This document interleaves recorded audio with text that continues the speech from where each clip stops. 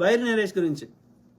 Bairi Naresh also అంటే ఆయనతో పోలుస్తలేను బాబు గోగినే గారితో, కానీ ఈయన వచ్చిన బైరి నరేష్ వచ్చిన నేపథ్యం పక్కా ఊరు మాస్ బ్యాక్గ్రౌండ్. ఓకే, ఇప్పుడు నేను ఊరి నుంచి వచ్చిన సిద్దిపేట పరిసర ప్రాంతాలు, కానీ ఊరి నుంచి వచ్చినా కానీ నా మాట తీరు కానీ, నా చెప్పే విధానం కానీ, నా సిచ్యువేషన్ తగ్గట్టుగా మాట్లాడడం కానీ అడాప్ట్ చేసుకున్నా.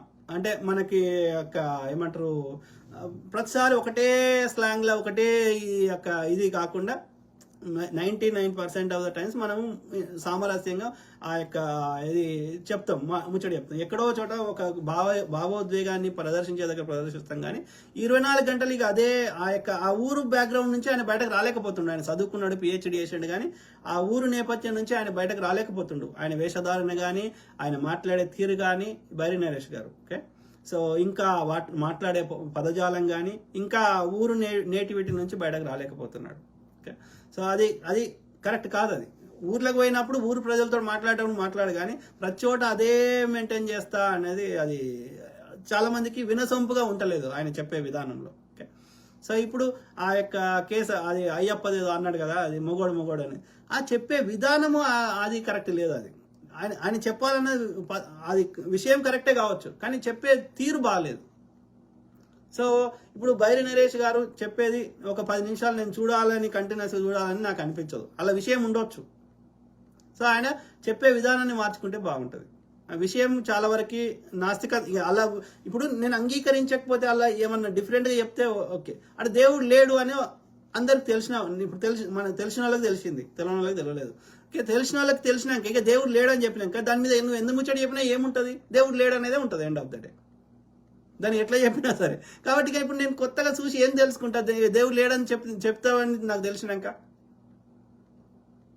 కానీ ఏది ఏమైనా ఆయన చెప్పాలనుకున్న దాంట్లో ఆయన వాడే పదజాలము, ఆయన వేషధారణ, డ్రెస్ సెన్స్ ఇవన్నీ మార్చుకుంటే కొంచెం ఒక క్లాసీగా ఉంటే, కొంచెం ఒక చదువుకున్న వాళ్ళు మాట్లాడే విధంగా మాట్లాడితే కొంత అది బాగుంటుందేమో అనిపిస్తుంది నాకు. కానీ ఆయన నాస్తికవాదం అలా డిబేటే లేదు, there is no debate. Okay, కానీ ఆయన తీసుకునే ఎగ్జాంపుల్స్ కూడా ఎట్లుంటాయంటే, మా ఊర్లో వచ్చిండ్రు, సో నేను విగ్రహం పెట్టిన, మా అవ్వ ఏంది పలారం పెట్టింది, ఆయనతో కుక్క వచ్చి ఉచ్చబోసింది.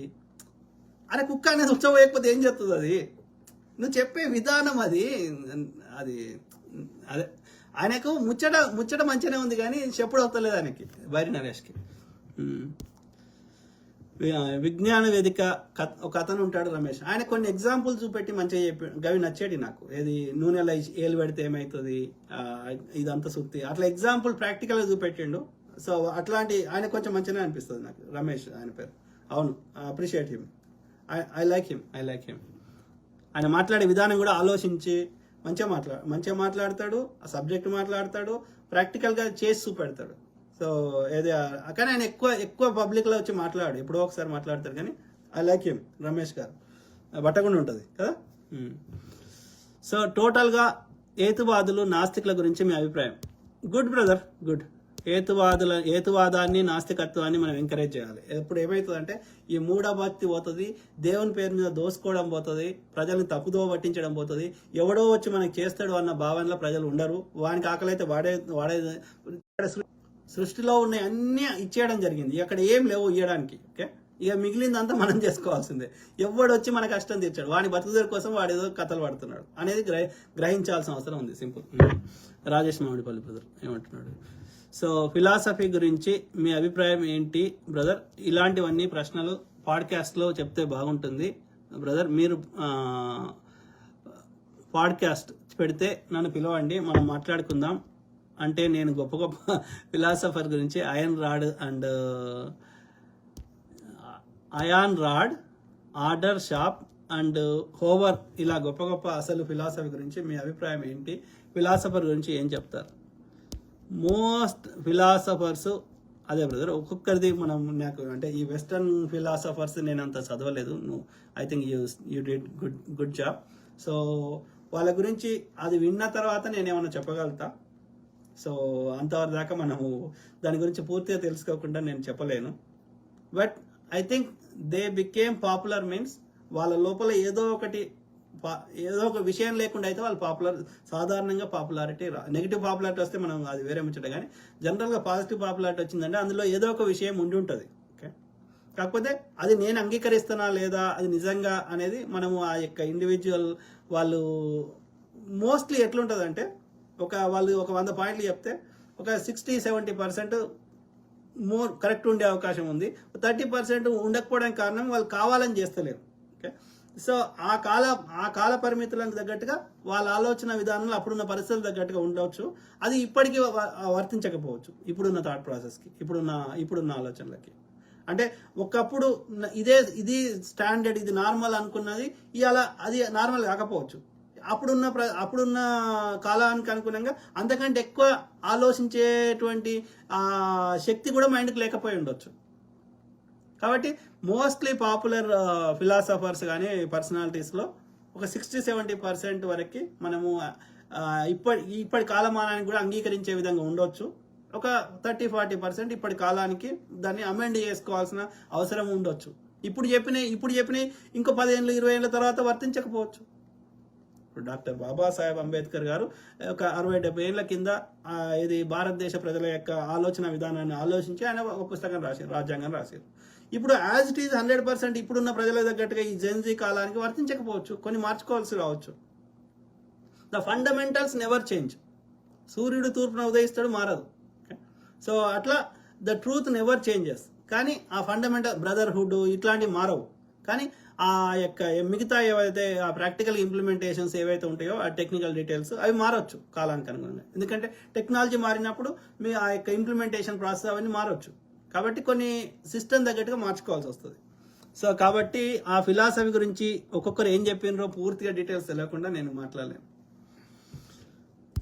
రాజేష్ మామిడిపల్లి బ్రదర్ ఏమంటున్నారు? సారీ, బాబు గోగినేని గారు సపోర్ట్ చేస్తారు, అవి ప్రాక్టికల్గా సాధ్యమా బ్రదర్? పార్టీ లేని రాజకీయాలు అంటున్నారు, అది ప్రాక్టికల్గా సాధ్యమేనా? పార్టీ లేని రాజకీయాలు ఎట్లా సాధ్యమవుతుందంట? I don't know. అంటే ఐ డోంట్ నో. పార్టీ లేకుండా మరి ఎట్లా ఎన్నుకుంటారు? వాళ్ళ ఐడియా ఇప్పుడు ఎంతమంది పోటీ చేస్తారు, వాళ్ళని ఎట్లా ఎన్నుకుంటారు? I don't no.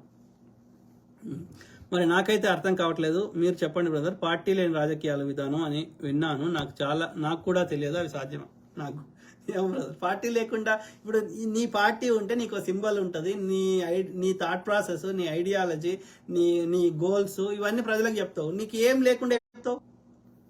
ఏం లేకుండా ఎట్లా చెప్తావు? నేను ఒక వ్యక్తిని అని చెప్తే నీ వ్యక్తి చనిపోయినాక ఐ డోంట్ నో. అంటే ప్రజల దగ్గరికి ఎట్లా అడుక్కుంటావు ఓట్లు? పార్టీ ఉంటే నీ పార్టీ సింబల్ మీద నువ్వు చచ్చిపోయినా కూడా నీ తరఫున ఆ పార్టీ సేమ్ ఐడియాలజీతో ఇంకోటి వచ్చి అడుక్కుంటాడు ఓట్లు.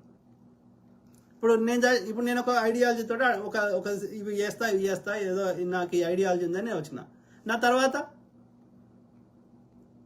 I don't no. అది మరి ఆయనకే తెలియాలి. పార్టీ లేని రాజకీయ ఐ డోంట్ నో, నాకు తెలియదు. ప్రజలు ఎట్లా ఎన్నుకుంటారు? ఏం చెప్పి ప్రజలు నీకు ఓటేయాలి? పార్టీ కాన్సెప్ట్ లేకపోతే ప్రజలు నీకు ఎట్లా ఓటేయాలి? ఎంతమంది పోటీ చేస్తారు? ఎవరిని ఎన్నుకుంటారు? 500 మంది పోటీ చేస్తే ఎవరిని ఎన్నుకోగలుగుతారు ప్రజలు? 500 మంది యొక్క వాళ్ళు చెప్పేది వినాలంటే ప్రజలకు ఎక్కడ ఒప్పుకుంటుంది? ఎంతమందిని గుర్తుపెట్టుకుంటారు ప్రజలు? వాళ్ళ ముఖమేడ గుర్తుపెట్టుకుంటారు, వాడు ఏం చేస్తాడు ఎట్లా గుర్తుపెట్టుకుంటారు? 500 మంది పోటీ చేస్తే పార్టీ లేకపోతే తెలియదు. రాతాడు బాయ్, మస్జిద్లో అల్లా, చర్చిలో యేసు లేడని చెప్పగలవా? బరాబర్ చెప్తా. రాతోడు బాయ్, ఈ చెత్త వద్దు, please come out of this. Okay, grow big. నేను నాస్తికుడు అంటే అర్థమైంది, ఎక్కడా ఎవడు లేడని చెప్పినాక అల్లా మస్జిదా చర్చా? మస్జిద్లో అల్లా లేడు, చర్చిలో యేసు లేడు, గుళ్ళో ఈ రాముడు ఆయన పుస్తకం రాసినోడే నేను దేవుడు కాదని రాసిండు. ఎస్, అందరూ ప్రాఫెట్ మనిషి. అందుకే వాళ్ళు మనుషులు కాదని చెప్పారు, వాళ్ళే చెప్పారు. ఇప్పుడు ప్రాఫెట్ ఏం చెప్పిండు? ఆయన దేవుడు అని చెప్పలేదు. ఓకే, జీసస్ నేను దేవుడు అని చెప్పలేదు. జీసస్ ఏమన్నాడు? నేను దేవుని బిడ్డను అన్నాడు. ప్రాఫెట్ ఏమన్నాడు? నాకు దేవుడి నుంచి సందేశం వచ్చింది అన్నాడు. అందుకే వాళ్ళ దగ్గర దేవుడు ఎట్లుంటాడు అని అడిగితే వాళ్ళకి దేవుడికి రూపం లేదు అని చెప్పారు వాళ్ళు. సో వాళ్ళు ఊహించుకున్నారు, ఎక్కడో ఉన్నాడు, ఏదో శక్తి ఉంది అని వాళ్ళు ఊహించుకున్నారు 2000 సంవత్సరాల కింద. కానీ ఒక వ్యక్తి ఇట్లా వచ్చిండు, రాముని రూపంలో కృష్ణుని రూపంలో వచ్చిండు, ఇక్కడ చేసిండు. అందుకే వాళ్ళకి ఆ దర్గాలకు పోయినా ఇక్కడ మస్జిద్లకు పోయినా నీకు దేవుడు ఎక్కడ ఉండడు. వీళ్ళు దేవుని మస్జిద్లో అయితే అసలు ఏముండదు.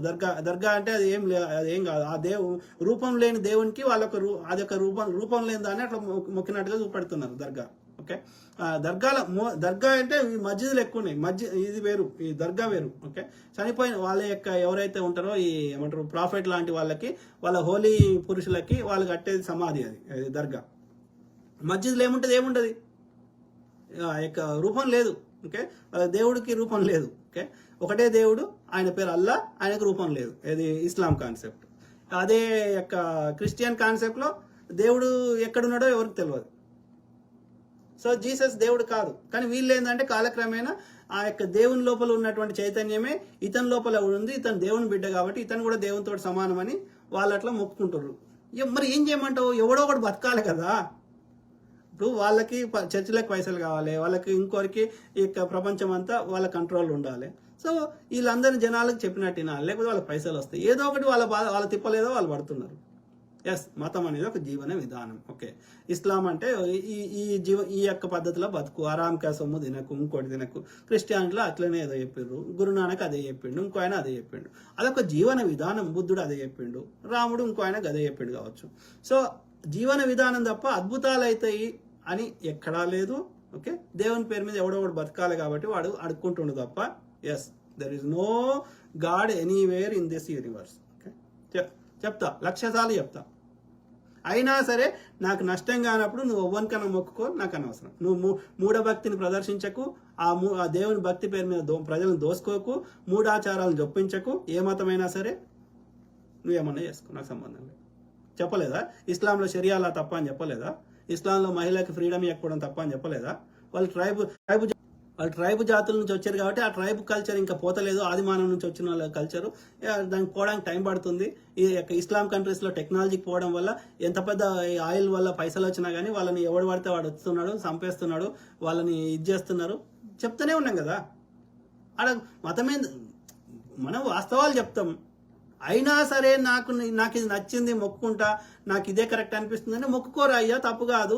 ఎందుకంటే నీవు మొక్కుకోవడం వల్ల నాకు నష్టం కానప్పుడు నువ్వు ఎవ్వరన్నా మొక్కో, అది పర్సనల్ విషయము, అది ప్రజా విషయం కాదు, ప్రజా సమస్య కాదు, దానికి సంబంధం లేదు. కులాలకు మతాలకు అతీతంగా ఇది యొక్క రాజ్యాంగం మీద ప్రమాణం చేసినప్పుడు దానికి తగ్గట్టుగా మనం పరిపాలన చేయి. తప్పు చేస్తే ఏ కులమోనైనా ఏ మతమైనా భారత రాజ్యాంగంలో ఉన్నటువంటి నేర శిక్షా స్మృతి ప్రకారం శిక్షించు. ఓకే, కులాన్ని మతాన్ని ప్రతి దగ్గరికి రాజకీయాలకు తీసుకురాకు అని చెప్తున్నాం. వ్యక్తిగతంగా నువ్వు ఎవరికైనా మొక్కో, దానివల్ల నాకు నష్టం కానప్పుడు నేను పట్టించుకోను, నేను చూడను, నాకు అనవసరం. సింపుల్. ఓకే, చెప్తా బ్రదర్ రాథోడ్ భాయ్. ఒకప్పటి లెక్క లేరు ఇస్లాంలో, క్రిస్టియానిటీలో కూడా ఒకప్పటిలాగా లేరు.